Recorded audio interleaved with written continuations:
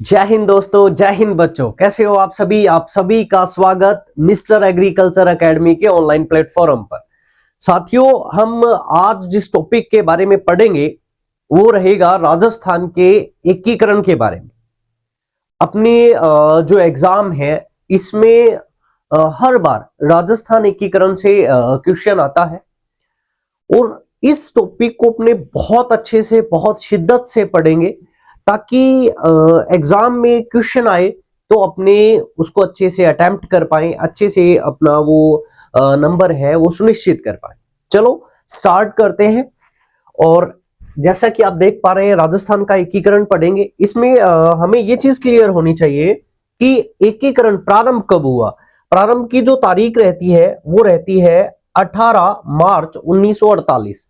18 मार्च 1948 से लेकर 1 नवंबर 1956 तक जो राजस्थान का एकीकरण है ये अलग अलग चरणों में पूर्ण हुआ। वो सारी बातें आएंगी, कितने चरणों में कंप्लीट हुआ, ये सारी चीज है ना। क्वेश्चन आते हैं तो ध्यान रखना 7 चरणों के अंतर्गत है जो राजस्थान का एकीकरण है वो कंप्लीट हुआ। इसे अच्छे से पढ़ते हैं, स्टार्ट करते हैं। क्या चीज है देखिएगा।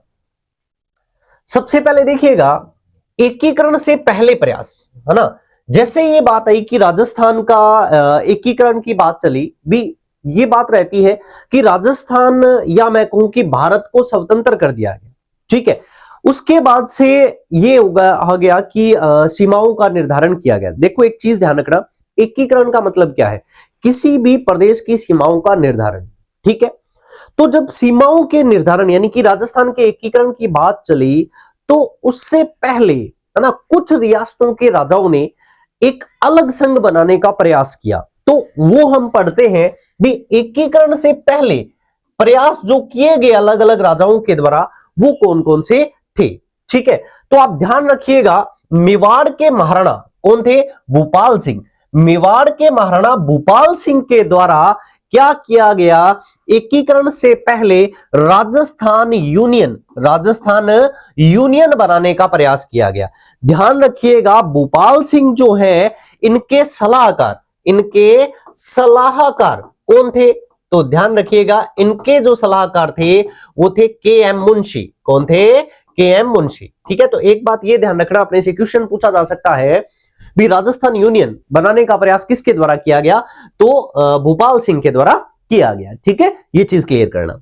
उसके बाद में एक और प्रयास हमें देखना है, वो था राजपूताना संघ। राजपूताना संघ जो है वो बनाने का प्रयास किया किसके द्वारा? सवाई मान सिंह द्वितीय के द्वारा, जो कि जयपुर से थे, ठीक है। और इनके जो दीवान थे वो कौन थे? इनके दीवान कौन थे? वीटी कृष्णमाचारी थे, ठीक है। ये बात ध्यान रखिएगा।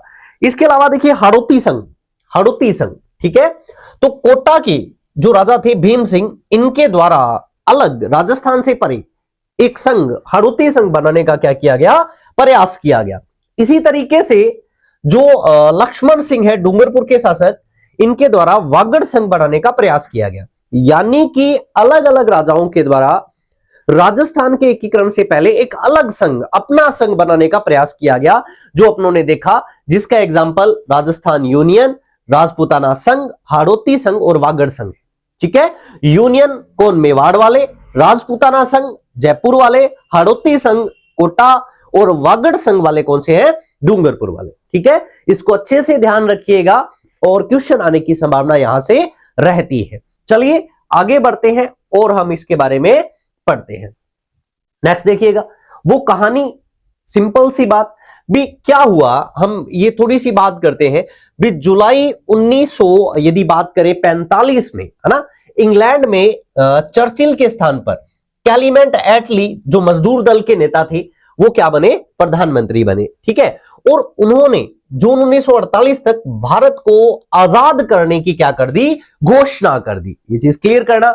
और इसी के रिजल्ट के लिए, या मैं कहूं कि परिणाम स्वरूप क्या हुआ कि लॉर्ड वेवल के स्थान पर भारत का जो जीजी है वो किसे बनाया गया? माउंट बैटन को बनाकर भेजा गया। देखो इस पूरी स्टोरी से क्या क्वेश्चन आता है, क्योंकि अपने से क्वेश्चन आ जाता है कि जब भारत आजाद हुआ तब जीजी कौन था? कौन था भी? माउंट बैटन था। कौन था? Mountbatten. और उस समय उस समय यदि हम बात करें भी इंग्लैंड में प्रधानमंत्री कौन थे, तो कौन थे? एटली थे। कौन थे? एटली। भी जैसे ही मजदूर दल जीतता है और वो ये घोषणा कर देता है कि हम कब तक, हम जून 48 तक क्या करेंगे, भारत को आजाद कर देंगे। ठीक है। और जैसे ही ये घोषणा हुई, तो अलग अलग राजा ये प्रयास करने लगे कि ठीक है हम स्वतंत्र रहेंगे, या हम इस संघ बनाकर इस तरीके से हम स्वतंत्र रहेंगे। ठीक है। तो देखिए अब अपने को पता है इसी घोषणा के फलस्वरूप 15 अगस्त 1947 को भारत क्या हुआ, स्वतंत्र हो गया। क्लियर। फिर एक बहुत अच्छी बात याद रखिएगा, क्वेश्चन बनता है क्या चीज, कि भारतीय स्वतंत्रता अधिनियम 1947, ठीक है, कब पारित हुआ, ये चीज ध्यान रखिएगा। तो कब का है ये, तो 18 जुलाई 1947। भारतीय स्वतंत्रता अधिनियम 1947 कब का है, तो 18 जुलाई 1947 का है। और इसकी धारा 8 में, इसकी धारा में 8 में ये लिखा गया कि जो भारत है वो अंग्रेजी सत्ता से फ्री है ना, यानी कि भारत आजाद है। ये बात ध्यान रखिएगा। भारतीय स्वतंत्रता अधिनियम 18 जुलाई 1947 धारा 8 में लिखा गया कि जितनी भी देशी रियासतें हैं वो अंग्रेजों की जो परम सत्ता है, अंग्रेजी सत्ता है, उससे क्या है, फ्री है, आजाद है। ठीक है। ये बात आपको अच्छे से ध्यान रखनी है। क्लियर। और उसमें आगे ये बात लिखी गई विदेशी रियासतें, ये जो घोषणा थी इसी ने वो सारा चक्कर डाला है ना। इसमें लिखा गया कि देशी रियासतें इस बात का निर्णय खुद करेंगी कि वो भारत में रहे या पाकिस्तान में मिले, या वो क्या रहे, स्वतंत्र अपना अस्तित्व बना के रखे। यानी कि धारा 8 ये कहा कि भारत आजाद है, देशी रियासतें खुद फैसला करें कि वो भारत में जाना चाहती हैं, पाकिस्तान में जाना चाहती हैं, या खुद स्वतंत्र रहना चाहती है। ठीक है। इसी घोषणा के फलस्वरूप ही तो साथियों ये जदोजहद स्टार्ट हुई भी किसी रियासत ने, क्योंकि अपनी मनमर्जी के मालिक हो गए, है ना। किसी ने कहा कि हम पाकिस्तान में मिलना चाहते हैं, किसी ने कहा कि नहीं हम तो खुद अलग स्वतंत्र रहना चाहते हैं, है ना। यानी कि एक ऐसी सिचुएशन पैदा हो गई, बहुत मैं कहूं कि एक टफ सिचुएशन, है ना। किस तरीके से भारत को एक सूत्र में बांधा जाए, तो आगे हम देखते हैं नेक्स्ट क्या है। उसके बाद देखिएगा साथियों, जैसे ये सिस्टम हुआ तो क्या किया गया भी, एक मैं कहूं कि एकीकरण के लिए, पुनर्गठन के लिए किसकी स्थापना की गई, रियासती सचिवालय की स्थापना की गई। ठीक है। रियासती सचिवालय की स्थापना की गई। कब की गई, 5 जुलाई 1947 को। इधर जो प्रमुख नेता थे, है ना, उनके द्वारा क्या किया गया, मैं ये कहूं कि अपने भारत की सरकार, है ना, इसके द्वारा क्या किया गया, रियासती सचिवालय की स्थापना की गई। क्लियर। किस तरीके से हम भारत का एकीकरण करेंगे, सीमाओं का निर्धारण करेंगे, वो सारी बातें। ओके। तो कब की गई, 5 जुलाई 1947 को। क्लियर। रियासती जो सचिवालय था इसका अध्यक्ष किसे बनाया गया, सरदार वल्लभ भाई पटेल को बनाया गया। और सचिव किसे बनाया गया, तो वीपी मेनन को बनाया गया। यह चीज ध्यान रखिएगा, जो वीपी मेनन थे यानी कि विष्णु प्रसाद मेनन थे, वो लॉर्ड माउंटबेटन के क्या थे, संवैधानिक सलाहकार थे। इतनी बात क्लियर हुई। आगे देखिएगा, ये तो अपने जो प्रमुख नेता है, या मैं कहूं कि भारत सरकार है, उसके द्वारा प्रयास किया गया। नेक्स्ट देखिएगा, दूसरी तरफ क्या हुआ, जो राजा थे, देशी रियासतों के राजा थे, उनके द्वारा भी क्या हुआ, एक मंडल बना हुआ था उनका ना, एक संस्था बनी हुई थी जो थी नरेंद्र मंडल। कौन सी थी, नरेंद्र मंडल। अब ध्यान रखिएगा, नरेंद्र मंडल, ठीक है, इसकी स्थापना कब हुई, पहला क्वेश्चन आता है, तो ध्यान रखिएगा 8 फरवरी 1921। ठीक है। दिल्ली में इसकी क्या हुई, स्थापना हुई। आगे बात करते हैं, इसकी अंतिम बैठक कब हुई, इसकी अंतिम बैठक हुई 25 जुलाई 1947 को, और इसके अध्यक्ष कौन थे, माउंटबेटन थे।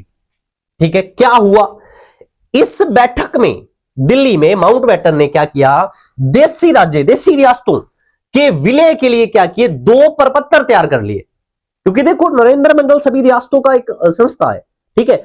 इसकी जो लास्ट बैठक हुई जिसके माउंटबेटन क्या थे, अध्यक्ष थे, तो उसमें क्या किया उन्होंने, 2 प्रपत्र तैयार किए, जिनके नाम देखिए क्या थे, इंस्ट्रूमेंट ऑफ एक्सेशन, और एक था स्टैंड स्टिल एग्रीमेंट, यानी कि भी जो अलग स्वतंत्र रहना चाहती है, स्टैंड स्टिल एग्रीमेंट, और जो विलयीकरण पत्र था, विलय होना चाहती है, सम्मिलित प्रपत्र जिसे हम कह सकते हैं, वो ये था। ठीक है भी, यानी कि कुछ रियासतें भी जो भारत या पाकिस्तान में मिलना चाहती हैं वो इधर साइन करे, जो स्वतंत्र रहना चाहती है वो इधर साइन करे, इस तरीके से प्रपत्र तैयार किए। ठीक है। अब देखिएगा, ध्यान रखना, इस जो विलय प्रपत्र था, है ना, इस पर सबसे पहले साइन किए बीकानेर के शार्दुल सिंह ने। किसने किए? बीकानेर के शार्दुल सिंह ने। ओके, और कब किए? 7 अगस्त 1947 को। ये बात आपको ध्यान रखनी है। और सबसे लास्ट में सिग्नेचर किए उदयभान सिंह ने, जो कि धौलपुर के शासक थे। कब किए? 14 अगस्त 1947 को। सबसे बाद में उनके द्वारा क्या किए जाते हैं? साइन किए जाते हैं। ये बात आपको ध्यान रखनी है। देखो क्या कुछ पढ़ा साथियों, हमने जो अभी तक पढ़ा, हमने ये देखा, हम पढ़ रहे हैं राजस्थान का एकीकरण। क्या पढ़ रहे हैं? राजस्थान का एकीकरण पढ़ रहे हैं। ठीक है, ये बात 7 चरणों में कंप्लीट हुआ। हमने पहली बात ये पढ़ी कि कुछ राजाओं के द्वारा एकीकरण से पहले अलग संघ बनाने की प्रयास किया गया था, है ना। कौन कौन सा हम यदि बात करें प्रयास किया गया, तो एक तो राजस्थान यूनियन बनाने का प्रयास किया गया, राजस्थान यूनियन बनाने का प्रयास किया। ठीक है, एक राजपूताना संघ बनाने का प्रयास हुआ। ठीक है, एक प्रयास हुआ हाड़ौती संघ बनाने का, और एक हुआ वागड़ संघ बनाने का। बात समझ में आ रही है? कुछ याद आ रहा होगा भी, मेवाड़ वालों ने प्रयास किया, जयपुर वालों ने प्रयास किया, है ना, इसी तरीके से कोटा वालों ने प्रयास किया, डूंगरपुर वालों ने प्रयास किया अलग अलग। ठीक, ये पहले के प्रयास हमने ये पढ़ लिए। फिर हमने कहा कि जब भारत को आजाद किया गया, क्या प्रोसेस थी, तो हमने ये देखा कि एटली क्या होता है, जो मजदूर दल का नेता है वो पीएम बना।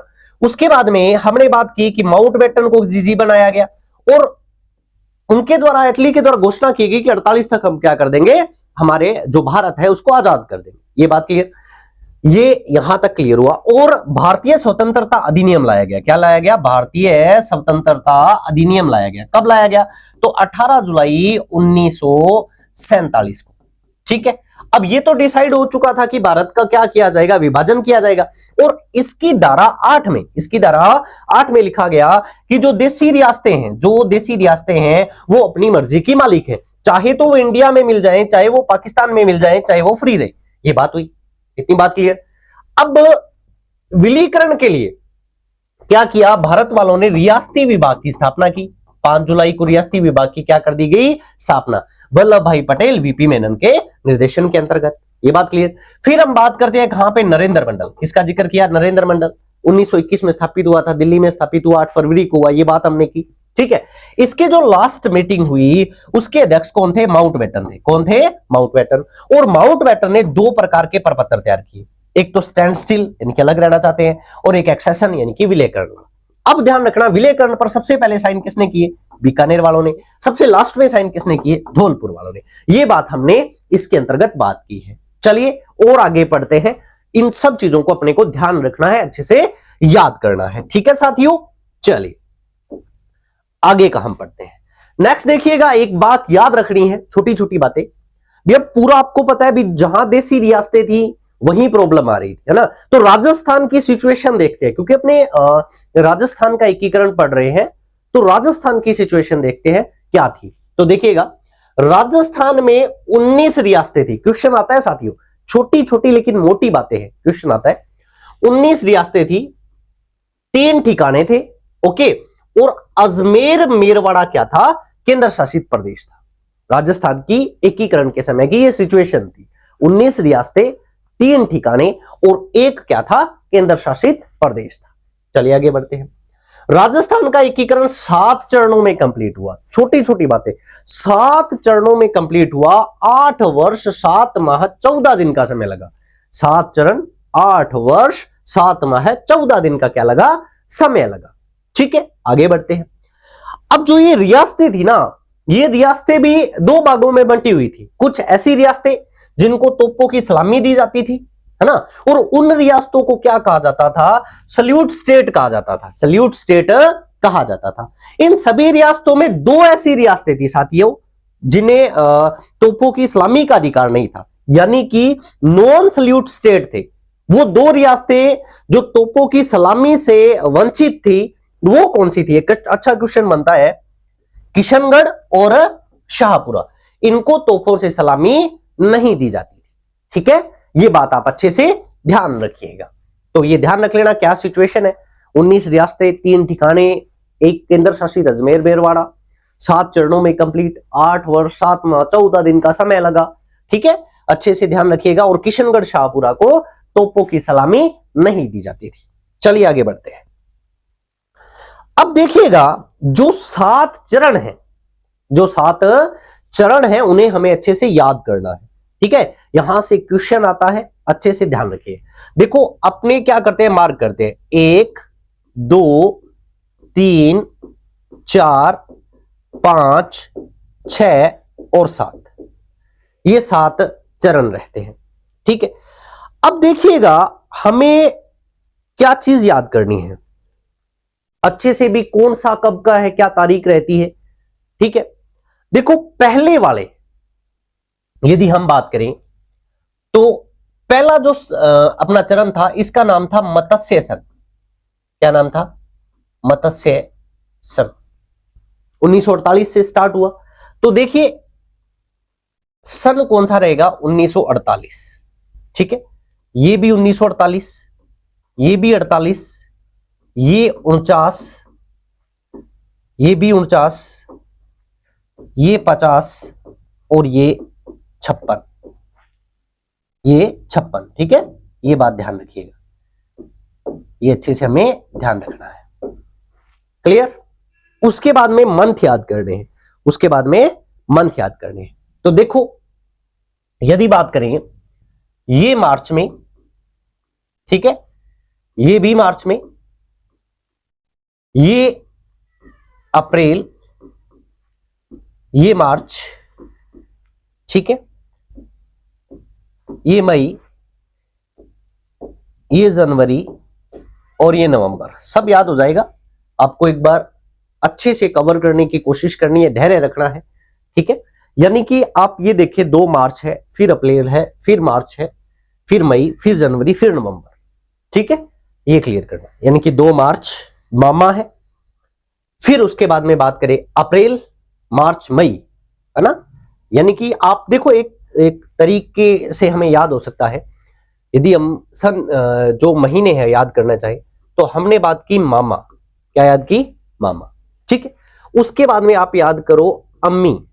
क्या याद करो? अम्मी। ए से अप्रैल, मैं से मार्च, मई से मई। मामा और अम्मी, मामा और अम्मी। ठीक है, उसके बाद में आप याद कर लो जान, अम्मी जान, अम्मी जान। जैसे क्या हो जाएगा? जनवरी, और ऐसे हो जाएगा नवंबर। याद करो, देखो 3 48 2 49 1 50 1 56। देखिए मेरे साथ बोलिएगा 3 48 2 49 1 50 1 56। 3 48 2 49 1 50 1 56। क्लियर? उसके बाद देखो मामा अम्मी जान, मामा अम्मी जान। ठीक है, मामा अम्मी जान। माँ से मार्च, फिर मार्च, ऐसे अप्रैल, मैं से मार्च, मई से मई, जनवरी और नवंबर। मामा अम्मी जान। याद हो जाएगा। अब हमें क्या करना है? तारीख याद करनी है। क्या याद करनी है साथियों? तारीख। देखो याद कर लेंगे। तारीख रहती है 18 25 18, 18 25 18। आराम से याद करेंगे 18 25 18। ठीक है, उसके बाद में देखिएगा 30 15, 18 25 18 30 15, 18 25 18 30 15। याद हो जाएगा। और फिर 26 और 1, 26 और 1। ठीक है, 26 और 1। आराम से इसको याद कीजिएगा। ये 26 जनवरी और ये 1 नवंबर। बताओ याद हो सकता है? देखो क्या याद किया आराम से। 3 48 2 49 1 50 1 56। फिर मामा अम्मी जान, मामा मार्च मार्च, ऐसे अप्रैल, मैं से मार्च, मई से मई, जान जनवरी और नवंबर।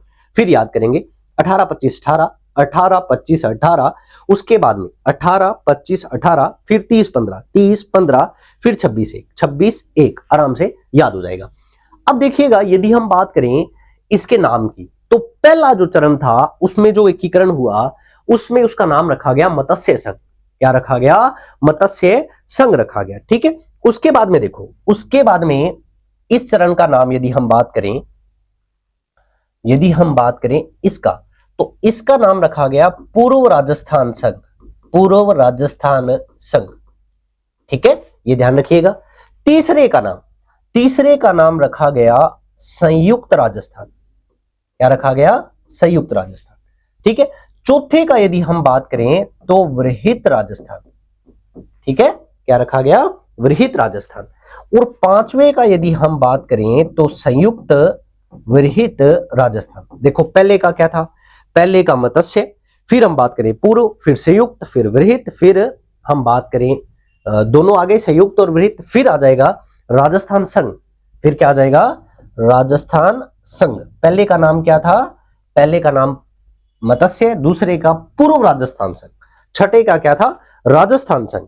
ओके, और यदि हम बात करें 1 नवंबर 1956 को, ये राजस्थान या नवगठित राजस्थान, नवगठित राजस्थान। देखो एक एक बात को अच्छे से हमें ध्यान रखना है, क्या याद करनी है, सन कैसे याद होगे, 348, 249, 150, 56 याद। फिर देखो महीने याद करते हैं, मामा अम्मी जान, मामा अम्मी जान याद हो जाएगा। फिर 18 25 18, 30 15 26 1, 18 25 18, 30 15 26 1 याद हो जाएगा। फिर देखिए, फिर हमें नाम याद करने हैं, पहला मत्स्य, फिर पूर्व राजस्थान संघ, फिर संयुक्त, फिर वृहित, फिर संयुक्त वृहित, फिर हम बात करें राजस्थान संघ, और फिर है नवगठित राजस्थान। ये बात क्लियर। उसके बाद देखो साथी, उसके बाद में हमें याद करना है क्या चीज, हमें याद करना है कि कौन कौन सी जो रियासतें वगैरह हैं वो इसके अंतर्गत पहले में, दूसरे में, किसमें शामिल की गई है ना। तो मत्स्य संघ में आपको ध्यान रखना है ए बी सी और डी, बहुत टाइम से अपने पढ़ रहे हैं, है ना। ए बी सी डी, इन चारों रियासतों को मिलाकर क्या किया गया, मत्स्य संघ बनाया गया, ठीक है। A B C D basic आप ध्यान रखना, बहुत एडवांस लेवल का सब बातें धीरे धीरे आप इस सेशन में आपके पास पहुंच जाएंगे ना, थोड़ा धैर्य रखिएगा। ओके, तो ए से देखो अलवर, बी से भरतपुर, सी से करौली और डी से धौलपुर, ये चारों को मिलाकर क्या बना दिया गया, मत्स्य संघ है, उसका गठन कर दिया गया। और कब कर दिया गया, 18 मार्च 1948 को। उम्मीद करता हूं ये इतनी बात आपको समझ में आ गई होगी, ठीक है। आगे बढ़ते हैं, अब इसको बना के अलग रखा गया। अब आगे हम कहां पे, दूसरे चरण पे, वो था 25 मार्च 1948, जिसका नाम रखा गया पूर्व राजस्थान, ठीक है। इसमें कौन कौन सी रियासतें शामिल की गई, तो ध्यान रखिएगा, इसमें थी, आपको याद रखना है, बाबू, ठीक है, झाड़ू, बाबू झाड़ू, किको, बाबू झाड़ू किको परसाटो, बाबू झाड़ू किको परसाटो, बाबू झाड़ू किको परसाटो, ठीक है। अब इसमें देखिएगा, जैसे बांसवाड़ा, बूंदी, ठीक है, याद रखिएगा, झालावाड़, डूंगरपुर, किशनगढ़, कोटा, प्रतापगढ़, शाहपुरा, टोंक, बाबू झाड़ू किको परसाटो। यानी कि मत्स्य संघ बना के अलग छोड़ दिया गया है, दूसरे चरण में आई। इन रियासतों को देखो कितनी रियासतें हो गई, 9 रियासतें, है ना, 1 2 3 4 5 6 7 8 और 9। भी अपने से पूछा जाए मत्स्य संघ में कितनी रियासतों का विलय किया गया, 4, क्लियर। और पूर्व राजस्थान संघ में कितनी रियासतों का विलयकरण किया गया, 9 का। इन 9 को विलय करते हुए क्या बना दिया गया, हमें पूर्व राजस्थान जो संघ है इसका गठन कर दिया गया 25 मार्च 1948 को, ठीक है। आगे बढ़ते हैं, उसके बाद में बात करते हैं संयुक्त राजस्थान, ठीक है। तो जो पूर्व राजस्थान था, ठीक है, इसके अंतर्गत क्या किया गया, इसमें उदयपुर को शामिल कर दिया गया, प्लस कर दिया गया। देखो मत्स्य संघ अलग है, यहां से स्टार्ट हुए, इसमें क्या किया गया, उदयपुर को सम्मिलित करते हुए संयुक्त राजस्थान बन गया। और जो संयुक्त राजस्थान बना, ये कब बना, 18 अप्रैल को। कब बना है, 18 अप्रैल 1948 को, ठीक है। आगे बढ़ते हैं, यानी कि बात करें 9 रियासतें तो ये हो गई, और एक ही है, कितनी हो गई, 10। यहां आते आते राजस्थान की 10 रियासतें, यानी कि 4 वो अलग पड़ी हैं, 10 रियासतों का क्या हो गया, विलयीकरण हो गया, ठीक है। उसके बाद देखिए नेक्स्ट हम बात करते हैं वृहित राजस्थान। वृहित राजस्थान में क्या किया गया, जो बड़ी मेन रियासतें हैं, है ना, यानी कि आपको याद रखना है जे बी, ये प्लस कर दी गई संयुक्त राजस्थान में। किसमें प्लस कर दी गई, संयुक्त राजस्थान में जे बी को प्लस कर दिया गया और बना दिया वृहित राजस्थान। देखो पहले जे का मतलब यहां पे जयपुर से है, दूसरा जोधपुर, फिर जैसलमेर और बीकानेर। ठीक है, कौन कौन से शामिल हुए? जयपुर, जोधपुर, जैसलमेर, बीकानेर, इनको मिलाया गया संयुक्त राजस्थान में और बन गया वृहत राजस्थान। यानी कि यहां तक यदि हम बात करें राजस्थान की कितनी रियासतें, राजस्थान की टोटल कितनी हो चुकी है? 14 रियासतें का क्या हो गया? विलीकरण हो गया। क्लियर? उसके बाद में आते हैं हम 5वें चरण में, जो कि संयुक्त वृहत राजस्थान था। इसमें क्या किया गया? देखो, इसमें ये चीज की गई कि जो ये तीन, अपने को अच्छे से ध्यान रखना है भी, यहां तक ये तीनों चरण जो है, ये और ये आपस में क्या कर दिया गया? इनको विलय कर दिया गया, इनको विलय। यानी कि वृहत जो राजस्थान था, क्योंकि इसमें सब कुछ आ गया है ना, वृहत जो राजस्थान था इसमें विलयकरण कर दिया पहले का, मत्स्य संघ का। यानी कि हुआ, आप समझिए इस बात को भी, चौथा चरण जो था, चौथा चरण और पहले चरण का विलय कर दिया गया 5वें में और बन गया संयुक्त वृहत राजस्थान। क्या बन गया? संयुक्त वृहत राजस्थान। नेक्स्ट उसके बाद में जो 6 चरण है, छठे चरण के अंतर्गत, जिसकी तारीख 26 जनवरी 1950 रहती है, नाम उसका राजस्थान संघ था। इसमें जो सिरोही है, इसमें जो सिरोही है उसका विलय कर दिया गया। ठीक है, और इस चरण का जो नाम है वो राजस्थान संघ रख दिया गया। उसके बाद में लास्ट चरण, 7वां चरण, जिसका नाम नवगठित राजस्थान था, इसमें शामिल किया गया अजमेर को, और जो बचा हुआ सिरोही है, आबू वगैरह के एरिया है, वो इसके अंतर्गत शामिल किया गया। तो ये बातें अपने को ध्यान रखनी है, किस तरीके से कौन से चरण में किसका विलय किया गया। देखो, एक चीज ध्यान रखना, ये चीज का आगे अपने बात आएगी कि सिरोही का जो विलय है वो 2 चरणों में हुआ। ठीक है, छठे और 7वें चरण के अंतर्गत विलय हुआ, इसका जिक्र हम आगे हो जाएगा। ये चीज आपको एक एक अच्छे से ध्यान रखना है। तो देखो, क्या याद किया हमने? याद किया भी 3 तो क्या होंगे? 48, 2 49, 1 50, 1 56, याद हो जाएगा। उसके बाद में याद किया कि मामा अम्मी जान, है ना, यानी कि मार्च, अप्रैल, मार्च, मई, उसके बाद में जनवरी और नवंबर हो जाएगा। देन अपनों ने तारीखें याद की, 18, 25, 18, 30, 15 और उसके बाद में 26 से याद हो जाएगा। नाम याद करना, मत्स्य संघ, पूर्व राजस्थान, संयुक्त वृहत राजस्थान संघ और नवगठित जो राजस्थान है वो रहेगा अच्छे से। और ये कौन कौन सी रियासतें शामिल की गई वो आपको अच्छे से ध्यान रख लेनी है, अच्छे से याद कर लेनी है। ठीक है साथियों, उम्मीद करता हूं ये आपको समझ में आ गया होगा। और नेक्स्ट अपने इसके बाद का और कंटेंट है वो लर्न करते हैं। देखिएगा, जो छोटी बातें और हमें ध्यान रखनी है इसमें, जैसे देखिए क्या चीज ध्यान रखनी है, हमें यह ध्यान रखना है कि कितने चरण थे। तो चरण हमें पता है कि फर्स्ट था, सेकंड था, थर्ड, है ना, तीसरा, चौथा, पांचवा, छठा और सातवां, ये 7 चरण हुए। अब देखो, इसमें जैसे जैसे विलय किया जा रहा था वैसे वैसे इनके बारे में हमें और क्या ध्यान रखना है। एक तो इन चरणों के उद्घाटन करता हमें पता होना चाहिए। क्या चीज पता होनी चाहिए? उद्घाटन किसके द्वारा किया गया उसका, एक बात। दूसरी बात आपको ध्यान रखना है कि प्रधानमंत्री पीएम किसे बनाया गया। ये क्वेश्चन अच्छा बनता है, आपको पता होना चाहिए। देखिएगा, आपको एक चीज क्लियर करनी है, जो पहला चरण है ना, पहले चरण का उद्घाटन किसके द्वारा? तो एनवी गॉडगिल के द्वारा। किसके द्वारा? आप ध्यान रखना, सीधा सीधा याद रखिएगा, गॉडगिल के द्वारा। पहले चरण का उद्घाटन किसके द्वारा किया गया? गॉडगिल के द्वारा। देखो, फिर अपने बात करें दूसरे चरण का, इसका उद्घाटन भी किसके द्वारा किया गया? गॉडगिल के द्वारा। ठीक है, उसके बाद में यदि हम बात करें तीसरे चरण का, और तीसरे चरण का आप ध्यान रखना किसके द्वारा? जवाहरलाल नेहरू के द्वारा उद्घाटन किया गया। और चौथे चरण का अपने बात करें तो पटेल साहब के द्वारा ना, फिर आगे तो इसमें ही ऐड होता जा रहा था और वो चीज। तो देखो, उद्घाटन करता अपने को याद रख लेना, अपने से पूछा जाता है भी पहले चरण का उद्घाटन, दूसरे का, तीसरे का, इस तरीके से।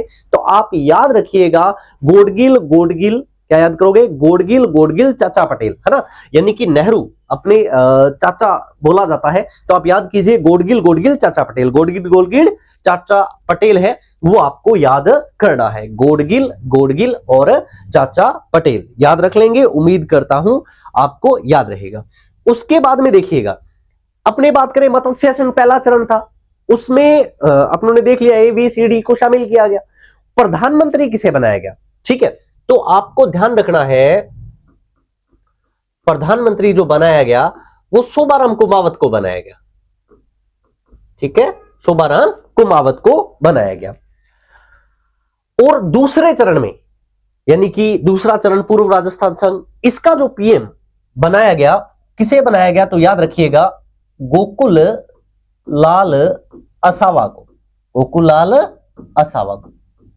ठीक है, ये ध्यान रखिए। उसके बाद में तीसरे चरण में जो PM बनाया गया वो माणिक्य लाल वर्मा को, किसे बनाया गया? माणिक्य लाल वर्मा को। ठीक है, तीसरे चरण में माणिक्य लाल वर्मा को। और फिर ध्यान रखिएगा, यदि अपने चौथे चरण के बाद हम बात करें तो PM बना दिया गया था हीरालाल शास्त्री को, और उसके बाद से कौन रहते हैं? हीरालाल शास्त्री रहते हैं। यानी कि यदि हम PM याद करते हैं, यानी कि पहले शोभाराम कुमावत, फिर गोकुललाल असावा, माणिक्यलाल वर्मा, हीरालाल शास्त्री, फिर उसके बाद में हीरालाल शास्त्री थे। ठीक है, यानी कि एक बात ध्यान रखिएगा, यदि हमें PM याद करने हैं तो आप याद, जैसे इसको याद किया गोडगिल गोडगिल चाचा पटेल, याद हो जाता है गोडगिल गोडगिल चाचा पटेल। उसी तरीके से PM याद करने के लिए आपको याद करना है, एक छोटी सी लाइन आप दिमाग में रखना।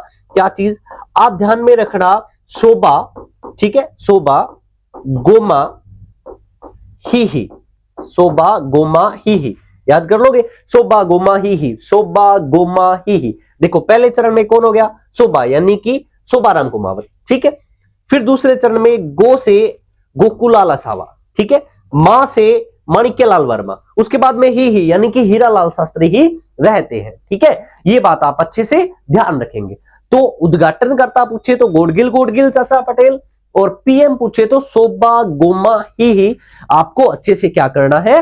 लर्न करना है। ठीक है साथियों, चलिए आगे बढ़ते हैं। देखो उसके बाद में हमें जो नेक्स्ट रीड करना है, ये भी एक अच्छा कंटेंट है जो हमें लर्न होना चाहिए। क्या है? देखिए, 7 रियासतें जो राजस्थान में नहीं मिलना चाहती थी। ठीक है, देखो एक क्वेश्चन आता है भी कौन कौन सी 19 रियासतें थी, है ना, राजस्थान में हमने बात किया, तो कौन कौन सी ऐसी रियासतें थी जो राजस्थान में नहीं मिलना चाहती थी? ठीक है, तो वो ये 7 रियासतें थी। कौन कौन सी? देखो अलवर है, भरतपुर है, धौलपुर है, टोंक है, जोधपुर, बांसवाड़ा और डूंगरपुर। क्या मैटर था क्या नहीं है वो देखते हैं। अलवर, भरतपुर और धौलपुर, ये जो तीनों रियासतें हैं, ठीक है, ये तीनों रियासतें भाषा के आधार पर, ठीक है, भाषा के आधार पर, ठीक है, याद रखिएगा, यूपी में मिलना चाहती थी। किस में मिलना चाहती थी? ये यूपी में। तो ध्यान रखिए, अलवर, भरतपुर, धौलपुर भाषा के आधार पे किस में मिलना चाहती थी? यूपी में मिलना चाहती थी। ये बात हमें अच्छे से ध्यान रखनी है। ओके, उसके बाद में देखिएगा टोंक और जोधपुर, ये चीज भी इंपॉर्टेंट है, अच्छे से ध्यान रखना। टोंक और जोधपुर जो रियासत है ना साथियों, ये रियासतें, है ना, क्योंकि एकमात्र मुस्लिम रियासत अपने बात करते हैं टोंक है ना, तो ये जो रियासतें है ना, ये पाकिस्तान में मिलना चाहती थी। ठीक है, ये किस में मिलना चाहती थी? पाकिस्तान में मिलना चाहती थी। ये बात ध्यान रखना। ठीक है, और एक अच्छा क्वेश्चन आता है कि जो जोधपुर के शासक थे, है ना, जोधपुर के शासक, ठीक है, हनुवंत सिंह है, हनुवंत सिंह है। क्लियर? पाकिस्तान में मिलना चाहते हैं, पाकिस्तान में मिलना चाहते हैं। ये जो खबर है ना, ये कौन से अखबार में प्रकाशित हुई? ये क्वेश्चन आता है। ये जो खबर है ना साथियों, ये खबर प्रकाशित हुई कौन से अखबार में? रियासती अखबार में। कौन से अखबार में? रियासती। ये बहुत अच्छा क्वेश्चन बनता है, याद रखिएगा कि हनुवंत सिंह है वो पाकिस्तान में मिलना चाहते हैं, ये रियासती अखबार में प्रकाशित हुआ। ये बात ध्यान रखनी है। क्लियर। उसके बाद में देखिएगा बांसवाड़ा और डूंगरपुर जो है ये अलग संघ बनाना चाहते थे, और कौन सा संघ बनाना चाहते थे? वागड़ संघ। कौन सा संघ बनाना चाहते थे? वागड़ संघ। तो ये जो सातों रियासतें हैं इनके बारे में भी हमें नॉलेज होना चाहिए। चलिए आगे बढ़ते हैं। नेक्स्ट देखिएगा क्या हुआ। अब अपनों ने ये देख लिया कि किस तरीके से रियासतें शामिल हुई। कुछ रियासतें अपना अलग अस्तित्व रखना चाहती थी, है ना, जैसे पाकिस्तान में विलय हो गया, ठीक है, यूपी वाली होगी। कुछ रियासतें ये चाहती थी कि हम अपना अलग स्वतंत्र अस्तित्व रखें, है ना। तो उसमें क्या था, आप अपनों ने पढ़ा था कि रियासती विभाग का गठन हुआ, और रियासती विभाग ने एक शर्त रखी भी, यदि कोई रियासत अपना पृथक अस्तित्व रखना चाहती है तो उसके लिए शर्त यह थी कि उसकी आबादी, जनसंख्या जो है ना वो 10 लाख होनी चाहिए, ठीक है, और उसकी जो वार्षिक आय है वो 1 करोड़ या उससे अधिक होनी चाहिए। ये शर्त रख दी उन्होंने। रियासती विभाग ने क्या किया, ये शर्त रख दी कि उनकी जो आय है वो 1 करोड़ या ज्यादा होनी चाहिए, और जो जनसंख्या है उसकी 10 लाख से ज्यादा होनी चाहिए, ठीक है। और इस शर्त को पूरा करने वाली हमारे राजस्थान में सिर्फ 4 ही रियासतें थी। कौन कौन सी थी? तो वो थी जयपुर, जोधपुर, उदयपुर और बीकानेर, ठीक है। ये 4 रियासतें ऐसी थी जो इस शर्त को क्या कर रही थी, पूरा कर सकती थी, ठीक है। ये बात ध्यान रखिएगा। नेक्स्ट आगे चलते हैं। अब देखिएगा जो एकीकरण किया गया उसमें अलग अलग जो चरण थे, है ना, उस चरणों में जो अपनों ने एकीकरण हुआ उनका स्टेटस क्या था वो थोड़ा सा अपनों ने ओवरव्यू लिया है। जैसे देखिए मत्स्य संघ बनाया गया जिसमें 4 रियासतें A B C D, Alwar, Bharatpur, Karauli, Dholpur थी, ठीक है। उनका क्षेत्रफल जो था वो वर्ग किलोमीटर में कितना, लगभग 12,000 था। उनकी जनसंख्या 18.38 लाख थी, ठीक है, और वार्षिक आय थी 184 लाख, 184 लाख। इसी तरीके से जैसे पूर्व राजस्थान है उसका क्षेत्रफल 16,807 था, ठीक है, जनसंख्या 23.5 लाख और वार्षिक आय 190 थी। ओके। इसी तरीके से संयुक्त राजस्थान 27,977, जनसंख्या 42.5 और वार्षिक आय कितनी थी, 316। ये बात भी आपको ध्यान रखनी है। क्लियर। अब देखिएगा इनसे अपनों ने देखो एक चीज याद की, आप अब जो भी अपनों ने पढ़ा एक आपको याद करना, जैसे अपनों ने उद्घाटनकर्ता पढ़ लिए, अपनों ने प्रधानमंत्री पढ़ लिया, उसी तरीके से एक राज प्रमुख का पद था, है ना, और राज प्रमुख का क्वेश्चन भी अपने से एग्जाम में पूछा जाता है। भी मान लो पहला जो चरण था उसमें राज प्रमुख है वो किसे बनाया गया, ठीक है। तो आप याद रखिएगा ये चीज भी अपने यहां याद करते हैं ना, फर्स्ट, सेकेंड, थर्ड, फोर्थ, है ना, इस तरीके से फिफ्थ, सिक्स्थ और सेवंथ। अब देखो याद रखना पहले चरण में राज प्रमुख किसे बनाया गया, ठीक है, तो ध्यान रखना उदयभान सिंह को, उदयभान सिंह, ठीक है। दूसरे में भीम सिंह को, तीसरे में भोपाल सिंह को, क्योंकि तीसरे में उदयपुर आ गया था और उदयपुर के भोपाल सिंह को बना दिया। चौथे में मान सिंह को, मान सिंह सेकंड थे ये, ठीक है, और उसके बाद में कौन रहते हैं, मान सिंह रहते हैं। तो यानी कि आप बात करें राज प्रमुख की, और अपने को पता है कि लास्ट में, है ना, राज प्रमुख का पद खत्म कर दिया गया, और जो अपने राज्यपाल बनाए गए, प्रथम राज्यपाल कौन बनाए गए, गुरमुख निहाल सिंह। तो ये 4 राज प्रमुख के नाम है वो हमें ध्यान रखना है, ठीक है। यानी कि यही सिस्टम है कि पहले में उदयभान, दूसरे में भीम सिंह, तीसरे में भोपाल, चौथे में मान सिंह, पांचवें में मान सिंह, छठे में मान सिंह, और सातवें में क्या हुआ, सातवें में ये हुआ कि राज प्रमुख जो है ना, इस पद को समाप्त कर दिया गया, और कौन सा पद बना दिया गया, राज्यपाल का पद बना दिया गया। और राज्यपाल किसे बनाया गया, गुरमुख निहाल सिंह को, किसे बनाया गया, गुरमुख निहाल सिंह को, ठीक है। ये चीज हमें पता है, यानी कि आपको ये चारों जो राज प्रमुख है इनके नाम याद होने चाहिए, है ना।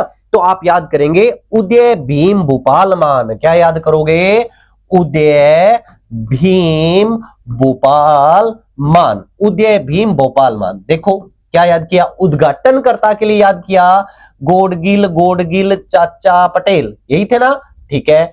प्रधानमंत्री के लिए याद किया सोबा गोमा ही, सोबा गोमा ही, यानी कि शोभाराम कुमावत, गोकुल असावा, माणिक्य लाल, हीरालाल, ठीक है।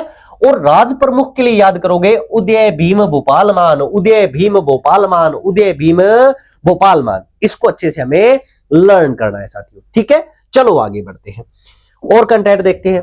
नेक्स्ट कंटेंट देखिएगा, अपनों ने रियासतों का जिक्र कर लिया, 19 जो रियासतें हैं किस तरीके से विलय हुआ, कौन से चरण में विलय हुआ, ये देख लिया। अब आप याद कीजिए, मैंने कहा था कि राजस्थान में 19 तो क्या थी रियासतें और 3 क्या थे ठिकाने थे, ठीक है। तो उनका जिक्र करते हैं। तो हम बात करते हैं एकीकरण के समय राजस्थान के ठिकाने व शासक, इनके बारे में याद रखते हैं।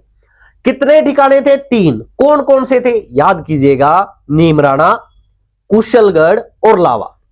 नीमराणा, कुशलगढ़ और लावा, ठीक है। ये अच्छे से ध्यान रखना है। क्या चीज देखो, नीमराणा कोटपुतली बहरोड, कुशलगढ़ बांसवाड़ा में, लावा टोंक में। पहले क्या था, जयपुर रियासत में था ना, एकीकरण के समय जयपुर रियासत में था, और ये ध्यान रखिएगा वर्तमान में टोंक में। ये चीज क्लियर करनी है, ठीक है। अब शासक, नीमराणा के शासक थे राजेंद्र सिंह, कुशलगढ़ के थे हरिंदर सिंह, और लावा के कौन थे? बंश प्रदीप सिंह। ये ध्यान रखना है। उसके बाद देखिएगा, नीमराणा का जो विलय है, ये बहुत इंपॉर्टेंट बात है, गौर करना है ना। नीमराणा का जो विलय है यह पहले चरण में हुआ, ओके, और कुशलगढ़ का है वो दूसरे चरण में। और ध्यान रखिएगा, लावा का जो है ना, लावा का जो विलय है यह कौन से चरण में हुआ?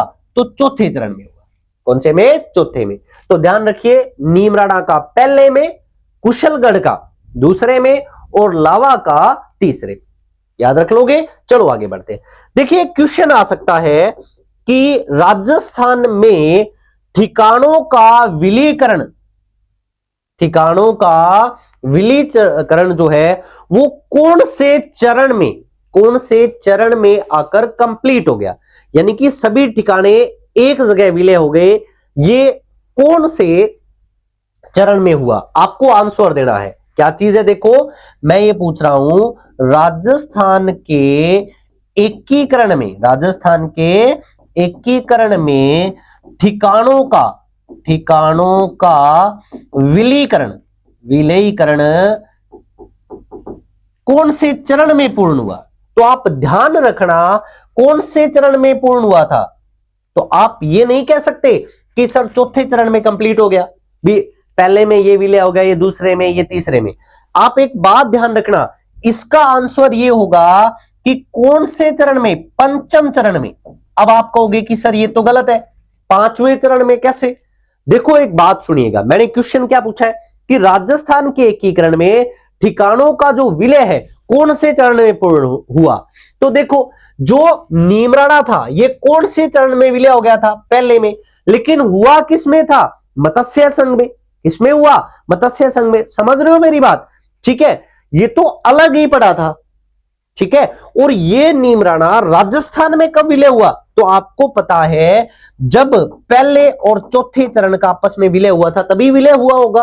तो यानी कि ठिकानों का जो विलीकरण राजस्थान में कौन से चरण में पूरा हुआ, यदि ये पूछ लिया जाए तो ये 5वें में, क्योंकि नीमराणा तो अलग ही पड़ा था। नीमराणा अलग मत्स्य में पड़ा था, राजस्थान में नहीं था, ठीक है। क्योंकि मत्स्य संघ राजस्थान में कब मिला? 5वें चरण में। तो नीमराणा भी कब मिला? 5वें में। तो ठिकानों का एकीकरण कब पूरा हुआ? 5वें में, ठीक है। ये बात आपको अच्छे से ध्यान रखनी है।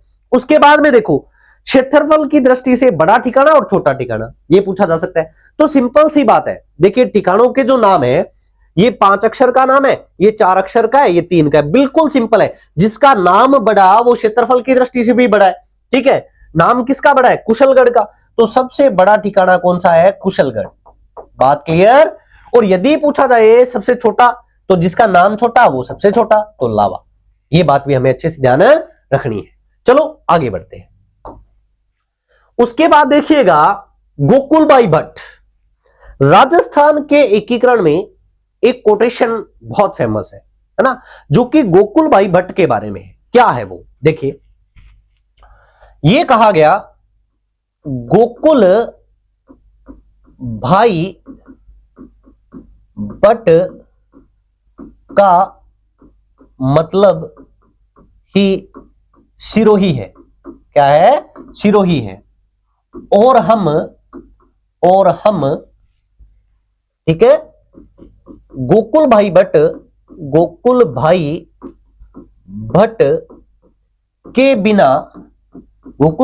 के बिना राजस्थान नहीं चला सकते। ये कथन किसका है? देखो ये कहा गया कि गोकुल भाई भट्ट का मतलब ही सिरोही है और गोकुल भाई भट्ट के बिना हम राजस्थान नहीं चला सकते। ये जो कथन है ये किसने कहा था? हीरालाल शास्त्री ने। किसने कहा था? हीरालाल शास्त्री ने कहा था। ये बात हमें अच्छे से ध्यान रखनी है साथियों। उसके बाद में देखिए सिरोही का विलय, ये बात भी ध्यान रखना है, ये क्वेश्चन भी एग्जाम में पूछा गया है। सिरोही का विलय कितने चरणों में हुआ? तो ध्यान रखना 2 चरणों में, ठीक है। एक तो छठे चरण में और एक आबू वाला जो क्षेत्र है वो 7वें चरण में विलय हुआ था। तो ध्यान रखना 2 चरणों में हुआ, छठे और 7वें में, ठीक है। ये बात भी हमें अच्छे से कंसल्ट होनी चाहिए, याद होनी चाहिए। तो ही मैंने कहा था भी थोड़ा सा धैर्य रखना, हर एक बात आएगी लेकिन उसको अलग कर करके क्वेश्चनिंग फॉर्मेट में आपके सामने, ताकि आप कंफ्यूज नहीं हो, ठीक है। नेक्स्ट देखिएगा क्या चीज है, याद रखिएगा, यानी कि राजस्थान और एमपी में आदान प्रदान हुआ क्या? जो एमपी का सुनेल टप्पा था वो किसको मिल गया? राजस्थान को। यानी कि सुनेल टप्पा किसको मिल गया? राजस्थान को। और जो राजस्थान का कौन सा क्षेत्र था? सिरोंज, ये किसे दे दिया गया? एमपी को। ये बात भी आपको अच्छे से ध्यान रख लेनी है, ओके। बहुत इंपॉर्टेंट बात है, याद रखनी है आपको। नेक्स्ट देखिएगा, उसके बाद में नेक्स्ट हम पढ़ेंगे प्रमुख समितियां। क्या पढ़ेंगे? प्रमुख समितियां पढ़ेंगे। इसमें देखो क्या है, प्रमुख समितियों से क्वेश्चन आते हैं और एक आपको समिति ध्यान रखनी है, शंकर देवराय समिति। याद रखिएगा, शंकर देवराय समिति में कितने सदस्य थे? तो 3 सदस्य थे। कौन कौन से? शंकरदेव, प्रभुदयाल और आर.के. सिधावा। क्या किया इन्होंने? तो ध्यान रखना, इनके द्वारा सजेशन दिया गया क्या चीज, कि जो वृहत राजस्थान का विलय मत्स्य संघ के साथ, यानी कि अपनों ने पढ़ा था कि चौथे चरण में पहला चरण मिलाया गया। ये जो रिकमेंडेशन है ये इसी समिति के द्वारा दी गई थी। ये बात ध्यान रखना भी दोनों को एक कर दिया जाए, ये बात शंकर देवराय समिति के द्वारा कही गई, ओके, याद रखिएगा। नेक्स्ट उसके बाद देखिएगा, हम बात करते हैं पंडित सत्यनारायण समिति। तो इसमें भी 3 सदस्य थे, सत्यनारायण, विश्वनाथन, बीके गुप्ता, ठीक है। अब इसके द्वारा क्या चीजें, क्या सिफारिश की गई? तो इसी समिति की सिफारिश के आधार पर राजस्थान की राजधानी किसे बनाया गया? जयपुर को। एक बात ध्यान रखिएगा, ओके। इसी समिति की सिफारिश के आधार पर राजस्थान दिवस मनाया जाता है 30 मार्च को, यह ध्यान रखना। और इसी समिति की सिफारिश के आधार पर क्या किया गया भी, अलग अलग विभागों का जो मुख्यालय है वो अलग अलग जगह स्थापित किया गया, ठीक है। छोटी छोटी बातें आपको ध्यान रखनी है। जैसे अपनी बात करें कि जैसे शिक्षा विभाग है, कौन सा विभाग है? शिक्षा विभाग। इसका जो मुख्यालय है स्थापित किया गया अजमेर में। न्याय विभाग इसका स्थापित किया गया जोधपुर में। कृषि विभाग इसका स्थापित किया गया भरतपुर में, ये अच्छे से ध्यान रखना। खनन का इसका मुख्यालय स्थापित किया गया उदयपुर में। और वन विभाग का कहां किया गया? कोटा में। तो ये सारी बातें हमें ध्यान रखनी है। 3 सिफारिशें की, कौन कौन सी? राजधानी की, राजस्थान दिवस की और अलग अलग विभाग के मुख्यालयों की, ठीक है। ये बात ध्यान रखिए। नेक्स्ट उसके बाद में देखिएगा, तीसरी समिति कह लें या आयोग कह लें, जिसका नाम था राज्य पुनर्गठन आयोग, ठीक है, जिसे अपने फैजल अली समिति कहते हैं। फैजल अली की अध्यक्षता में यह समिति थी। इसमें भी 3 सदस्य 1953 में इसका गठन किया गया। फैजल अली थे, हरदेनाथ कुंजरू थे और के.एम. पनीकर थे, ठीक है। क्या है इसमें, देखो इसकी सिफारिश के आधार पर राजस्थान में अजमेर मेरवाड़ा का विलय किया गया। इसी के आधार पर राजस्थान में अजमेर मेरवाड़ा का विलय जो 7वें चरण में हुआ था वो किया गया। अब देखो एक चीज और ध्यान रखना, अजमेर मेरवाड़ा केंद्र शासित प्रदेश था और अजमेर मेरवाड़ा के केंद्र शासित प्रदेश के एकमात्र जो मुख्यमंत्री थे, ये क्वेश्चन आता है, वो थे हरिभाऊ उपाध्याय। कौन थे? हरिभाऊ उपाध्याय। ये पूछ लिया जाता है कि केंद्र शासित प्रदेश अजमेर मेरवाड़ा के मुख्यमंत्री कौन बनाए गए? हरिभाऊ उपाध्याय। ये ध्यान रखना है। उसके बाद में देखिए ये छोटा सा कंटेंट है, आपको अच्छे से क्लियर होना चाहिए क्या चीज है कि राजस्थान की जो एकीकरण की पहली बैठक कहां हुई थी, तो ध्यान रखना किशोरी महल भरतपुर में हुई थी। कहां हुई थी? किशोरी महल भरतपुर में। उसके बाद में ध्यान रखना प्रथम चरण का नाम मत्स्य संघ रखा गया, किसकी सिफारिश पे? के.एम. मुंशी के कहने पर। और राजस्थान का एकीकरण हो रहा है इसलिए मत्स्य संघ का जो विरोध किया, विरोध किसने किया था? भरतपुर के राजकुमार देशराज के द्वारा किया गया। किसके द्वारा? देशराज। ये कुछ फैक्ट है, आपको अच्छे से ध्यान रख लेने हैं, ठीक है। चलिए आगे बढ़ते हैं। उसके बाद देखिएगा एकीकरण के कुछ और फैक्ट, छोटे छोटे फैक्ट है। एकीकरण में जो रियासतें थी, राजस्थान की सबसे प्राचीनतम सबसे पुरानी रियासत कौन सी है? मेवाड़। ये बात ध्यान रखना यदि क्वेश्चन पूछा जाए। राजस्थान की नवीनतम रियासत पूछ ली जाए तो झालावाड़, ये क्लियर करना। एक बात ध्यान रखना कि झालावाड़ एकमात्र रियासत थी, एकमात्र ऐसी रियासत थी जिसका निर्माण है वो अंग्रेजों ने, है ना, 1838 में किया था। ये चीज हमें याद होनी चाहिए और मदन सिंह को यहां का शासक बनाया था। नेक्स्ट बात करते हैं, ठीक है। यदि ये पूछा जाए भी झालावाड़ को किससे अलग किया गया था, तो कोटा से अलग करके बनाया गया था। क्षेत्रफल देखो ये पुरानी और नई हो चुकी है। सबसे बड़ी रियासत पूछा जाए तो मारवाड़, ओके, और जनसंख्या की दृष्टि से बड़ी पूछा जाए तो जयपुर। क्षेत्रफल में मारवाड़ और जनसंख्या में जयपुर। देखो छोटे पूछ लिया जाए दोनों की दृष्टि से तो शाहपुरा, ओके। एकमात्र यदि हमें मुस्लिम रियासत पूछी जाए तो टोंक। और ध्यान रखना टोंक ऐसी रियासत थी जिसने शिकार पर प्रतिबंध लगाया था, ठीक है। शिकार पर प्रतिबंध लगाने वाली जो रियासत थी वो कौन सी रहती है? वो टोंक रहती है, ठीक है। उसके बाद देखिएगा वन अधिनियम बनाने वाली रियासत वो कौन सी थी? तो अलवर। याद रखिएगा कौन सी है? अलवर। वन्य जीव संरक्षण अधिनियम बनाने वाली रियासत वो कौन सी थी? तो वो थी जोधपुर। याद रखिएगा, छोटी छोटी बातें हैं। अपने यहां पे मुस्लिम रियासत टोंक थी, तो जाट रियासतें कौन सी थी? तो ध्यान रखना भरतपुर और धौलपुर, ये जाट रियासतें थी। शेष जो सभी रियासतें थी वो सारी रियासतें राजपूतों के अधीन थी, सारी रियासतें राजपूतों के अधीन थी, ये बात ध्यान रखना। अब देखो मुख्यमंत्री के संदर्भ में यदि छोटा सा क्वेश्चन आता है ना, यदि हमसे पूछा जाए राजस्थान के फर्स्ट मनोनीत मुख्यमंत्री, मनोनीत, तो आप कहोगे हीरालाल शास्त्री थे, ठीक है, हीरालाल शास्त्री। यदि निर्वोचित पूछा जाए, पहले निर्वोचित तो वो कौन से थे? टीकाराम पालीवाल, टीकाराम पालीवाल। ध्यान रखना अजमेर मेरवाड़ा के तो उन्होंने बात कर ही ली थी, कौन से थे? हरिभाऊ उपाध्याय, ठीक है। और ये चीज पूछ ली जाए कि जब एकीकरण पूर्ण हुआ, क्या पूर्ण हुआ? एकीकरण पूर्ण के समय सीएम लास्ट में तो कौन थे? मोहनलाल सुखाड़िया, मोहनलाल सुखाड़िया। सब बातें क्लियर होती हैं आपके ना, मोहनलाल सुखाड़िया, जिन्हें आधुनिक राजस्थान का निर्माता कहा जाता है। क्या चीज है? देखो मुख्यमंत्री के संदर्भ में 4 क्वेश्चन बनते हैं। प्रथम मनोनीत हीरालाल शास्त्री, निर्वोचित टीकाराम पालीवाल, एकीकरण जब पूर्ण हुआ तब कौन थे? मोहनलाल सुखाड़िया, और जो केंद्र शासित प्रदेश है अजमेर मेरवाड़ा, है ना, उसके सीएम कौन है? तो हरिभाऊ उपाध्याय। ये बातें आप ध्यान रखिएगा, ठीक।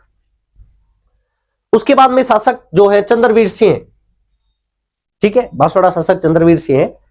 इनके संदर्भ में कथन फेमस रहता है कि इन्होंने जब विलय पत्र पर हस्ताक्षर किए तो इन्होंने कहा कि मैं अपने डेथ वारंट पर क्या कर रहा हूं? हस्ताक्षर कर रहा हूं। तो ये बात पूछ ली जाए कि कौन से शासक ने ये कहा कि मैं अपने डेथ वारंट पर हस्ताक्षर कर रहा हूं, ठीक है, तो ये किसने कहा था? चंद्रवीर सिंह ने। एक बात देखो, छोटी छोटी बातें, 1-2 बातें और ध्यान रखना। क्या चीज? ऐसी रियासत जिसने शिक्षा पर बैन लगा दिया। शिक्षा पर बैन लगाने वाली रियासत कौन सी थी? तो याद रखिएगा, यदि ये पूछा जाता है तो ये डूंगरपुर था।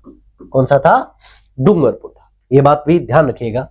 और राजस्थान की सबसे पिछड़ी रियासत, सबसे पिछड़ी रियासत ये पूछा जाए तो कौन सी थी? तो ध्यान रखना, वो रहती है जैसलमेर। कौन सी रहती है? जैसलमेर। राजस्थान की सबसे पिछड़ी रियासत कौन सी थी? जैसलमेर थी। ठीक है, इसीलिए ध्यान रखना, जैसलमेर को राजस्थान का अंडमान कहा जाता है। राजस्थान का क्या कहा जाता है? अंडमान। ठीक है, सबसे पिछड़ी रियासत होने के कारण। तो इस तरीके से अपनों ने एकीकरण का जो टॉपिक है उसको कंप्लीट किया, एक एक बात को अच्छे से पढ़ लिया। तो आप अच्छे से रिपीट कीजिए, टॉपिक कंटेंट पर ध्यान दीजिए, है ना, बहुत ही इंपॉर्टेंट टॉपिक है। आज के सेशन में इतना सा। आप सभी साथियों से निवेदन, अपना जो ऑनलाइन प्लेटफॉर्म है मिस्टर एग्रीकल्चर, इसको अपने साथियों के साथ शेयर कीजिए और मेन कमेंट बॉक्स में आप अच्छे अच्छे कमेंट कीजिए। Okay, thank you. मिलते हैं नेक्स्ट सेशन के अंतर्गत। धन्यवाद आप सभी साथी।